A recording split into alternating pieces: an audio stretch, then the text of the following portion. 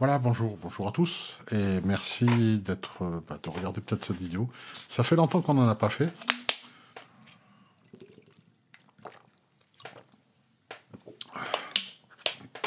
Alors, vous savez, j'étais obsédé par le son. Ça ne veut pas dire que je ne le suis plus, mais c'est vrai que les années ont passé, hein, voilà, je vieillis comme tout le monde. Cette chaîne ne va pas avoir beaucoup de vues par rapport à ce qu'elle propose. Oula, pardon. À ce qu'elle propose. Alors, je sais pas, c'est peut-être pas le bon niveau. Ouais. Regardez un petit peu, je fais ça, regardez. Rendez compte, la sensibilité des capsules est telle que... Bref, j'étais en train de vous dire que la dernière vidéo que j'avais faite était quel est le micro idéal pour vos podcasts. J'avais pris des micros dynamiques, un Shanken, j'avais pris aussi un CHM64 de chez Shops, qui est juste un micro à 1800 balles par tête, et on ne fait pas beaucoup mieux. La maison de la radio a ce genre de microphone, et c'est quelque chose d'habituel. Voilà. Donc, tout ça pour vous dire que à un moment donné, ici j'ai un câble qui est en fait l'appareil que je vais vous montrer. Vous l'avez déjà présenté, c'est un vieil appareil. Il n'est pas tout jeune. C'est le PCMD100 de chez Sony. Voilà, c'est lui-là. Donc on ne le trouve plus que d'occasion, d'accord. Et regardez le positionnement. Il est spécial. Hein, il a sa suspension à lui, d'accord, qui est faite pour être portée comme ça. Et en plus, un roadwork ici, avec une épaisse mousse en dessous. Donc ça, c'est une suspension pour les protections contre les bruits de table. Mais en plus, il est monté sur son shock mount à lui. Et il est penché vers le bas. Comme ça, vers le haut. Et vous allez comprendre pourquoi. Pourquoi j'ai choisi ces setups pour les podcasts. Pourquoi le PCM D100 Sony, pour moi, est le micro ultime, malgré que j'ai des micros beaucoup plus chers. J'ai aussi le Sennheiser MD441. MD441 de chez Sennheiser, c'est juste, je crois, le micro dynamique, parce qu'il est dynamique, le plus cher au monde. Par contre, il a une classe exceptionnelle. J'ai le U89 de chez Neumann, qui est le successeur du U87, que beaucoup d'ingénieurs du son ont dénigré, hein, parce que c'était pas le même son, ils voulaient pas qu'on change, enfin bref, ils connaissaient la signature du 87, alors que la technologie du U89 était une capsule condensateur, mais sans point central. Donc toute la surface était équipée, c'était pas du tout la même chose.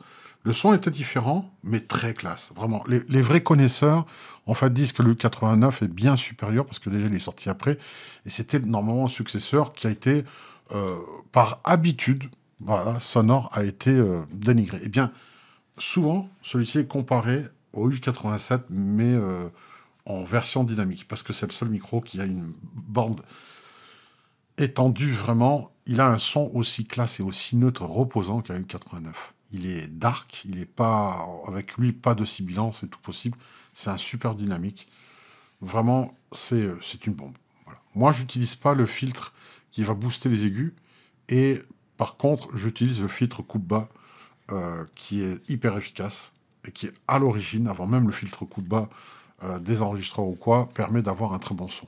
Alors, finalement, vous voyez qu'en fait, entre-temps, à la recherche du Graal du micro, je suis passé par toutes les phases de vouloir un micro à tout prix. Alors, attendez, je vais faire ça comme ça, peut-être là, hop. Ça, il m'embêtera moins. Voilà. Là aussi, celui-ci. Voilà. Donc, pourquoi je suis passé à ce micro-là, enfin, celui-ci? Parce que tous les micros ont besoin d'enregistreurs.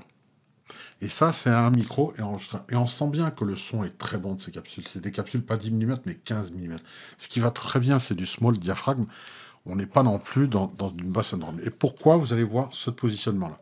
Parce qu'en fait, c'est run and gun. C'est-à-dire que c'est un enregistreur qui vaut tous les micros que j'ai vus, même les micros les plus chers, et tout ça avec un enregistreur intégré. Vous le mettez sur une suspension comme ça, sur un pied, et c'est bon, le podcast est parti, vous pouvez enregistrer.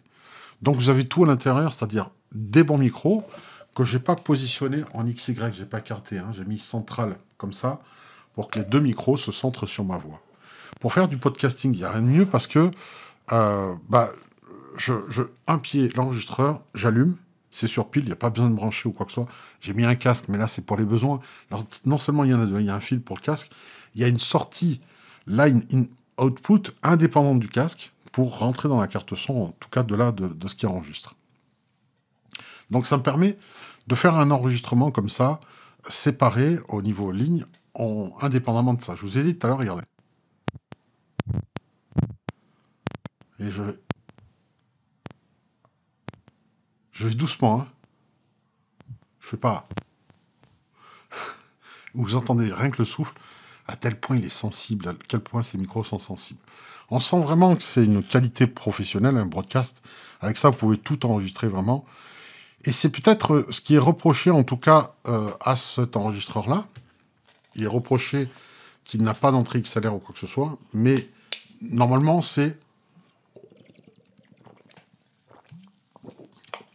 la fonction de cet enregistreur, c'est d'avoir des micros tellement bons qu'il n'y a pas besoin d'en mettre à l'extérieur, donc d'investir sur d'autres micros. En gros, le message de Sony pour les PCM décents, c'est de dire, vous avez un enregistreur, vous n'avez pas besoin d'entrée XLR parce que les micros dont on a équipé en fait cet enregistreur sont tellement bons que vous n'aurez rien besoin d'investir à côté. Ça évite un tas de câblage ou quoi que ce soit. Moi, je me suis acheté, par exemple, la bonnette qui est obligatoire, mais elle est livrée avec. Hein. Mais celle-ci, c'est une ricotte qui est bien plus efficace que celle d'origine.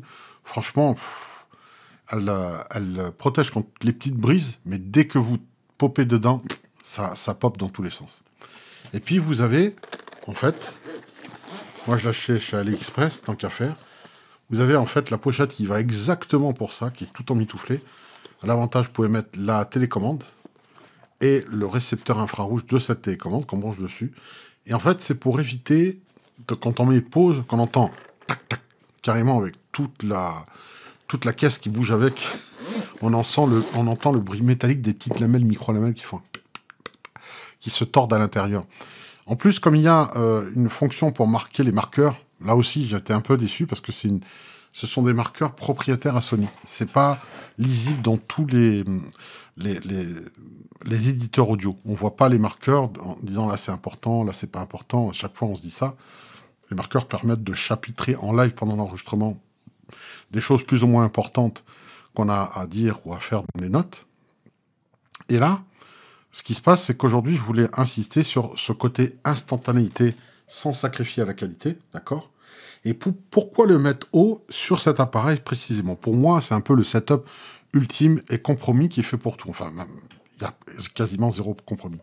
Cette mousse qui est extrêmement épaisse, propre à un Roadworks X de chez Thomann, et en plus, derrière, doublé par cette suspension, fait que, finalement, tout ce qui est bruit de table, regardez.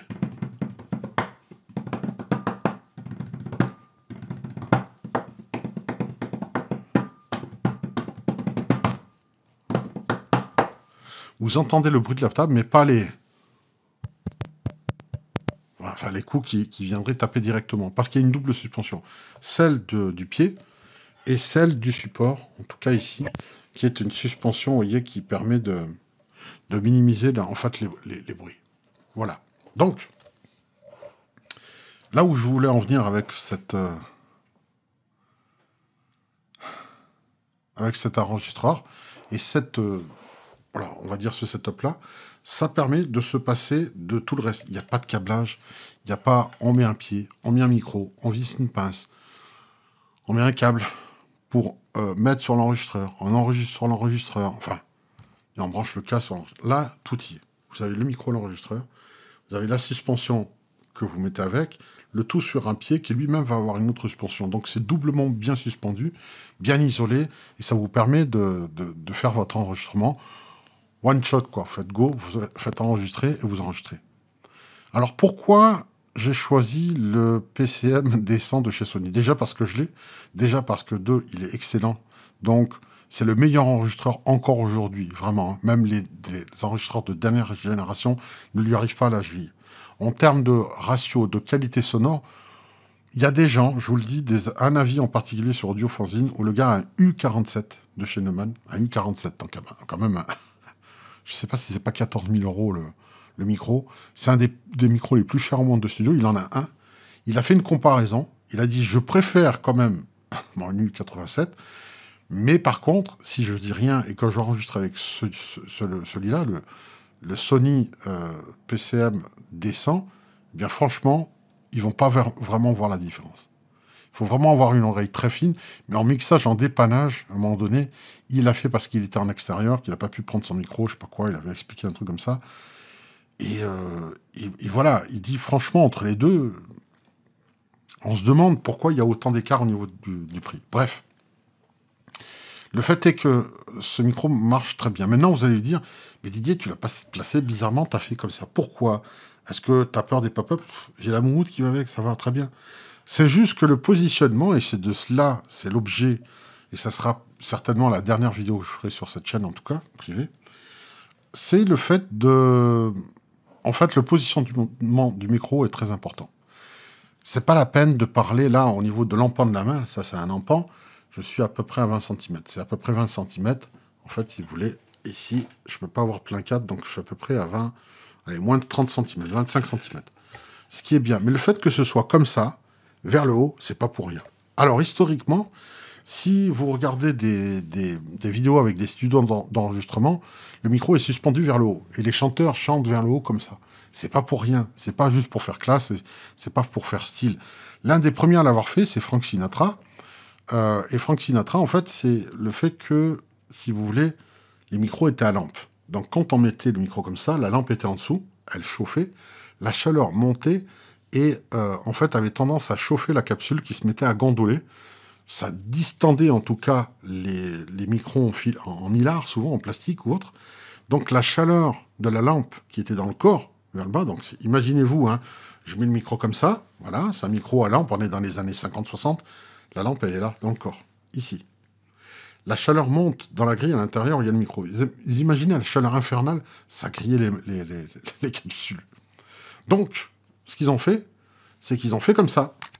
Comme ça, il y avait toujours la lampe. Et la chaleur a toujours tendance à monter. Donc, elle allait à l'arrière du micro, bénéficiant aussi, laissant la capsule au frais. Voilà pourquoi, vous voyez souvent, vous avez vu, en fait, Frank Sinatra, il y avait d'énormes boom poles qui avaient un contrepoids derrière, qui était gigantesque, et il chantait. D'ailleurs, il disait...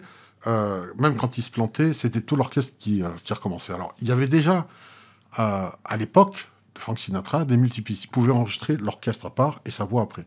Mais comme il a dit, il aimait l'énergie, en tout cas, qu'il baignait dans le studio, et c'était pas pareil si les musiciens jouaient en même temps que lui. Donc, il était souvent dans la même salle, il y avait tous les musiciens qui étaient, en fait, enregistrés, et lui était devant, un peu séparé, lointain, sans cabine, sans quoi que ce soit, indépendamment, avec le micro. Donc, il y avait le son de l'orchestration qui résonnait acoustiquement à travers le micro. Il était dedans. Donc, toute la couleur des micros pissaient les uns dans les autres, en termes de son. Hein. Les sons pissaient les uns dans les autres. Mais tous ces micros spécialisés pour les cuivres, la batterie, etc., dans le Big Bang, dans l'orchestre, faisaient que ça donnait cette couleur sonore très spécifique, très Frank Sinatra, très crooner, voilà. Et donc, c'était une star qui exigeait ça. Donc, on mettait les moyens dans les studios pour enregistrer la voix d'or.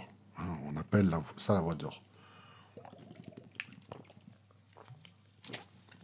Donc, évidemment, pour les micros à lampe, c'était purement technique pour éviter de cramer les capsules. Donc, on mettait à l'envers, la chaleur remontant, elle était toujours au même endroit, la lampe, mais elle chauffait et puis ça s'évacuait vers le haut, où ça restait dans le tube, mais par contre, ça laissait frais la capsule. Donc, c'était des raisons qui étaient pour sauvegarder la capsule pour pas la cramer avant. Mais au-delà de ça, c'est vrai que le côté, si vous mettez un micro comme ceci, vous allez avoir la résonance de votre bouche, mais aussi de la cloison nasale. Vous allez avoir un son comme ça. Ça, je l'ai déjà expliqué dans d'autres vidéos. Donc, si vous faites comme ci, eh bien, vous allez avoir de la cloison nasale et un son moins nasillard si vous vous mettez en dessus. Donc déjà, là, vous comprenez pourquoi je l'ai mis au-dessus. Voilà, comme ça. Déjà, au lieu de mettre en face de moi, j'ai comme ça. Mais en plus, le fait de le mettre au-dessus, comme ça, là, vous le voyez hors champ, hein, je vous montrerai plus parce que c'est pas la peine, c'est une gymnastique comme ça par rapport au cadrage. Mais aussi, vous captez quand même, direction de la bouche, tous les sons, sauf que, de manière naturelle, il y a moins de graves aussi.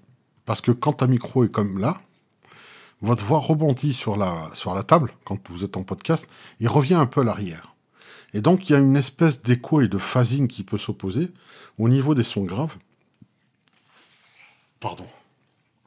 Je bois du gazeux, donc forcément. Et donc, ce rebond à l'arrière peut interagir. Or, quand le micro est ainsi, il ne va pas récupérer votre son qui rebondit là.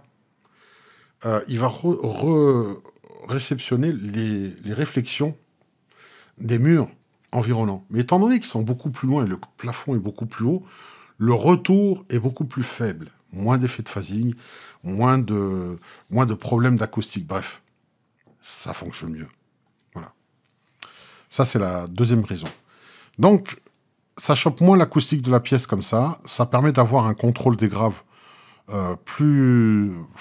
meilleur, parce que, comme ça, je vous dis, vous chopez le rebond à l'arrière de la table. Il y a des micros, j'ai fait des essais. J'avais essayé de prendre des tout petits micro-pieds, des mini-pieds, vraiment, qui étaient à 2-3 cm du sol, pour mettre des micro-cravates. Et je voulais mettre des micro-cravates comme ça, en emporter 2. C'était mignon, parce que ça me permettait de nommer ça des émissions que j'allais fustiger, j'allais dire la micro-interview, avec des petits micros, parce que les micros sont petits. Simplement, quand je les ai mis au sol, les micros étaient très bien accrochés là, mais dès que je les mettais au sol, j'avais fait des essais, j'avais un son bizarre. Parce que les micros étaient tellement proches en fait de la table qu'ils se comportaient plus comme des micros de surface. Déjà parce qu'ils sont omnidirectionnels, mais il y avait un retour de la table, parce que c'était orienté pour moi à quelques centimètres, c'était pas plat. Bref, ça posait un tas de problèmes plus que ça en résolvait. Donc dès que vous montez votre micro et que vous le mettez au-dessus comme ça, vous résolvez tous ces problèmes de phasing et de rebond. Vous avez aussi le fait que les sibilances et le filtre pop-up. On va commencer par ça. J'en ai pas besoin, vous voyez, et ça pop pas. Maintenant, je vais parler en face. Je vais penser comme ça. Alors, papa boit dans les pains, papa peint dans les bois. C'est une horreur. Je dis la même chose comme ça, j'ai le même son, c'est papa boit dans les pains, papa peint dans les bois. Donc, quand on a cet aspect-là, on s'aperçoit finalement que on a plus besoin de filtre pop-up, parce qu'on n'est plus en face. On peut dégager la vue. Je peux très bien mettre légèrement le micro là. Il est mono, hein, donc il capte en biais là. Hein, vous voyez, je vais éloigner un petit peu. Peut-être que là, vous verrez mieux.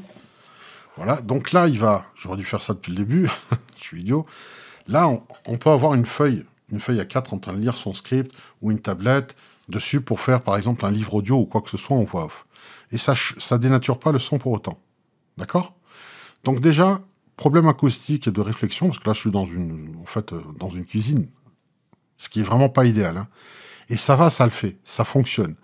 Parce que je parle de manière, le micro est positionné tel quel, je vous dis, facilité, hein. Je pose sur un pied, double suspension, le bas, et ici, cette suspension-là, ce qui fait qu'il est très très isolé. On entend vraiment les bruits de bois de la table, et pas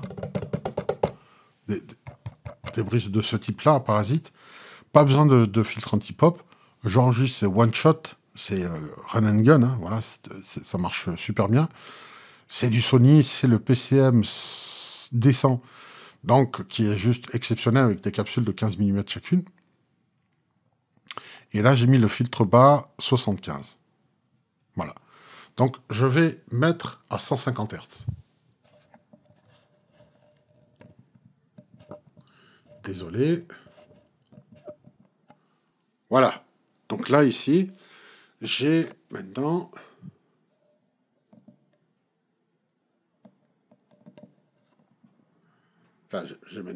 Là, je suis à 150 Hz. Ce qui rend le son encore plus propre. Je peux pas te faire rentrer, mon chéri. C'est le chat qui est derrière la fenêtre. Je peux pas te faire rentrer. Je finis mon enregistrement.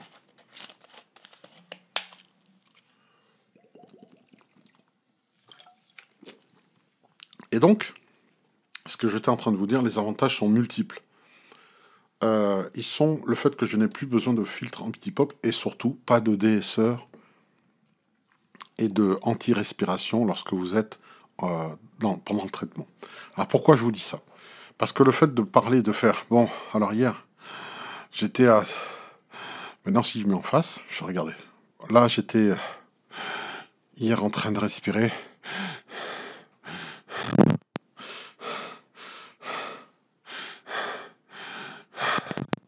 Je force pas plus. Hein.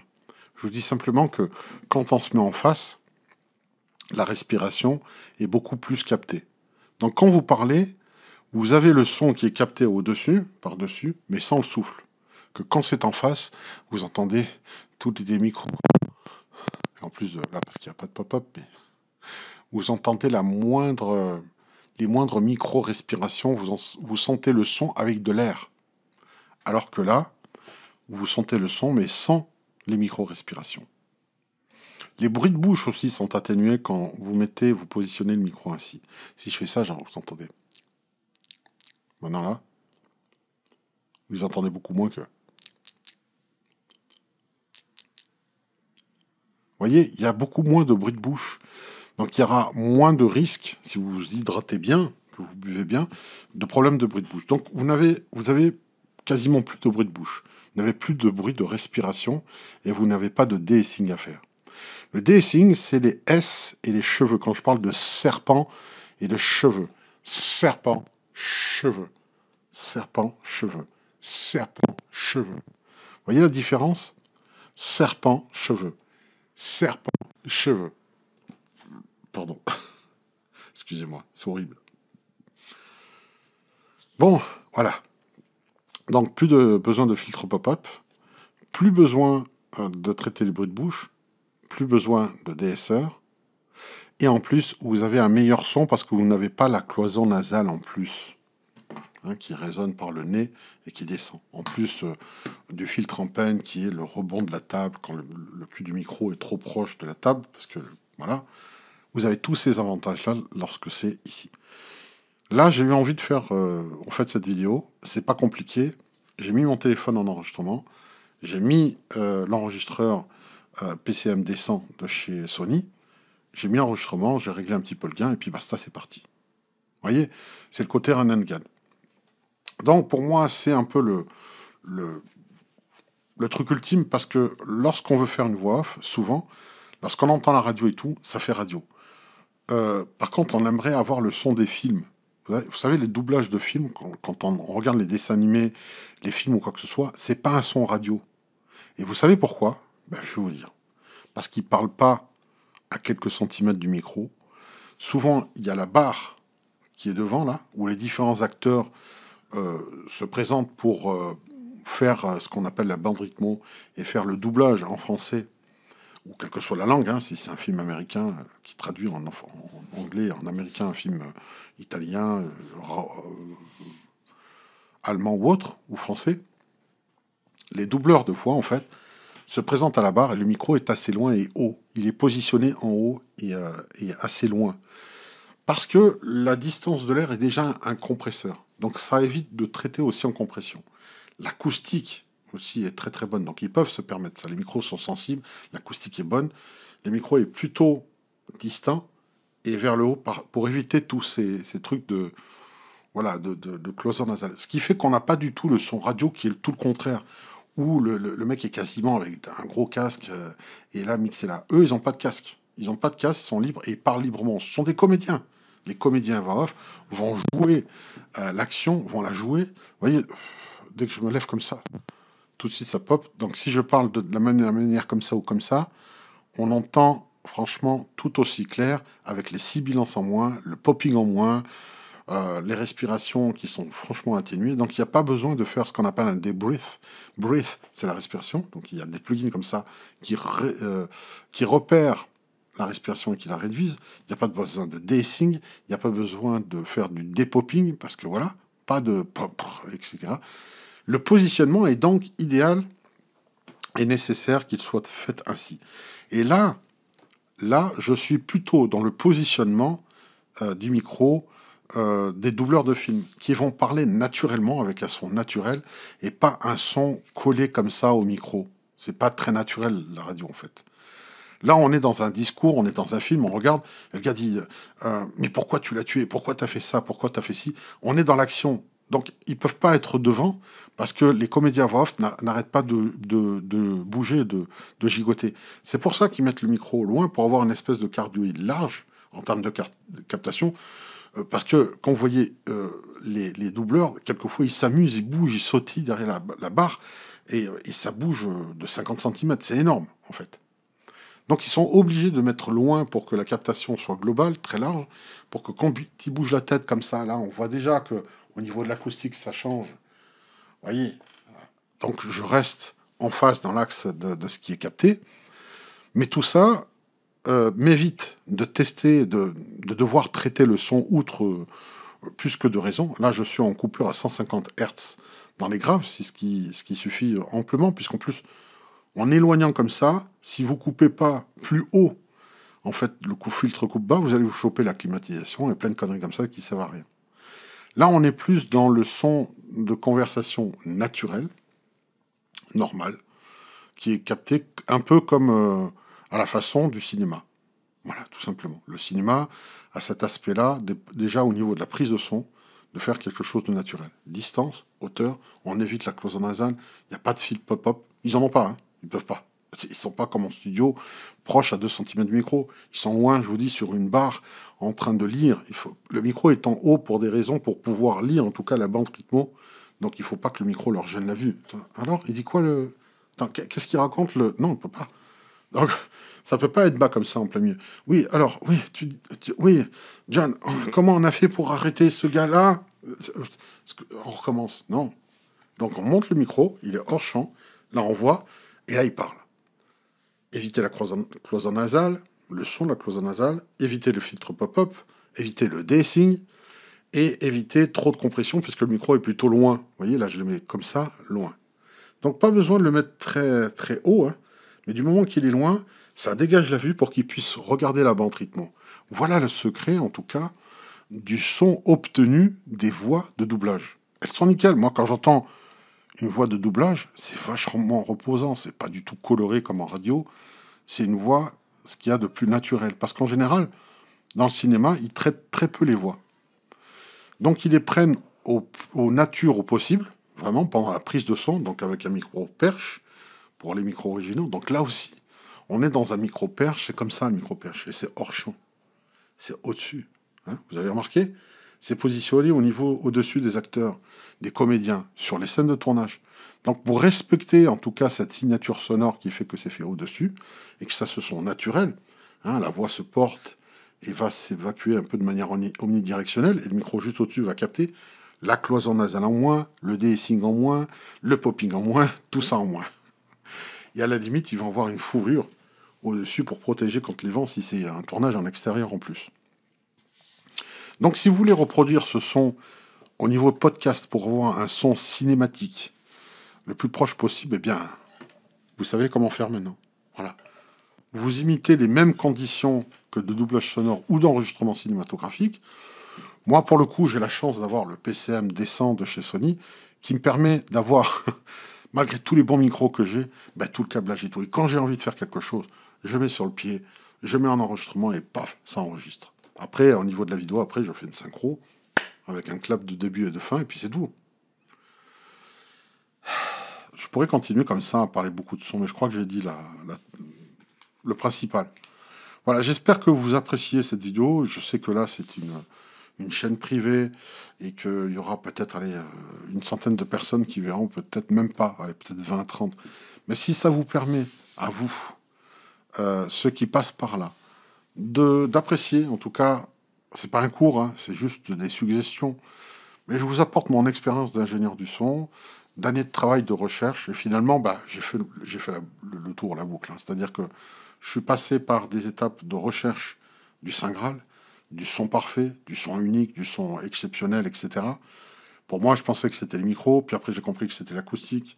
Puis quand j'ai eu le micro et l'acoustique et le studio et les moyens de diffusion de faire, je me suis aperçu que finalement, quand on sait équaliser et faire ça avec quasiment n'importe quelle condition, ce qui pose aussi, c'est aussi sa voix, le fait de savoir projeter sa voix. Pas non plus là, de faire « Bon, salut tout le monde, comment ça va ?» Là, on est tout le temps en l'air et on finit par avoir les cordes vocalisées. « Hein, ça va bien, hein ?» Parce qu'on pense vraiment que ça fait John, ça fait con.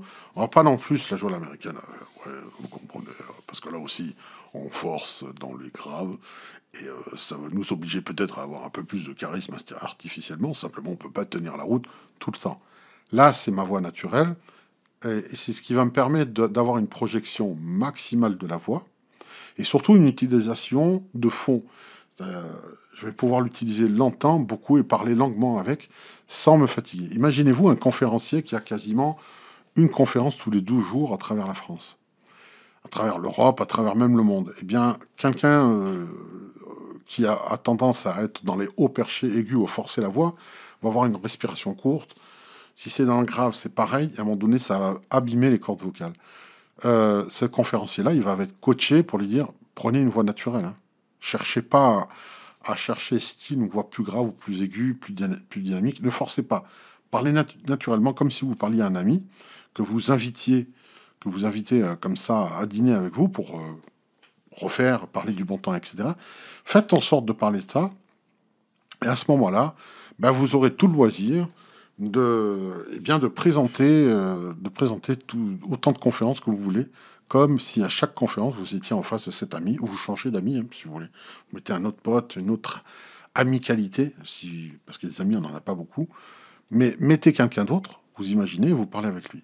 Et là, vous avez un son, vous allez pouvoir tenir sur la longueur. Et le technicien va dire, on s'occupe du reste. Voilà, donc soit il va se poser en conférence avec un micro dessus, soit avec un micro-cravate, souvent sans fil. Mais voilà, en ce qui vous concerne, si vous voulez un son avec un minimum de traitement, une légère équalisation, un limiting à la limite, parce que la compression se fait naturellement, là vous rajoutez ça comme longueur. Hein. Il y a les 20 cm là, mais 20 cm là qui sont captés là, puisque... Encore du vent. C'est impressionnant. Vous voyez, vous entendez le vent là? Je fais un mouvement d'air dans la pièce et il se met à brouiller. Donc, je peux rester à proximité tout en restant à une distance honorable qui me permet d'avoir cette compression naturelle que j'envie, en tout cas à la prise de son dans les studios de doublage. Ça me permet d'éviter le dacing, ça me permet d'éviter le popping, ça me permet d'éviter de choper la cloison nasale, la résonance, cette résonance nasillarde. Et là, j'ai une prise de son proche quasiment des films. Et tout ça avec un enregistreur. Sans câblage, sans micro, sans blabla. Encore une fois, je peux m'enregistrer en podcast sans être obligé de contrôler la voix par un casque. Donc c'est encore mieux. Vous portez ça, j'ai mon pied, mon enregistreur, et je peux le déposer n'importe où. Là, à l'extérieur, j'emmène la fouffe, s'il faut. Juste pour le vent, le protège du vent, mais pas contre mes plosives à moi. Vous voyez? Pas contre mes plosives. J'ai tout dit, j'ai rallongé. Hein. De 4 minutes, j'avais déjà fini. J'espère que vous avez apprécié.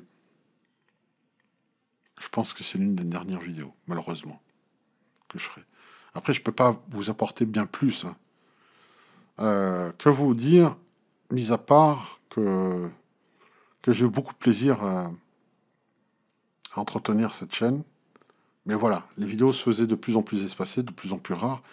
Et encore une fois, à un moment donné, le compromis pour moi, c'est j'ai compris que finalement, lorsqu'on a l'équipement que j'ai, lorsqu'on a eu des super micros, qu'on a goûté à tout, des meilleurs au pire, quand on a fait système débrouille jusqu'au bout, eh bien finalement, on en revient, parce que c'est un super enregistreur, je vous dis encore, à mettre juste ça, et à pouvoir faire des super enregistrements avec ça. Il faut juste trouver le bon positionnement. L'idéal aurait été que je mette dans un placard, avec plein de linge, plein de choses. Un placard suffisamment grand, en fait, joue le rôle de son capitonné, vous avez intimiste.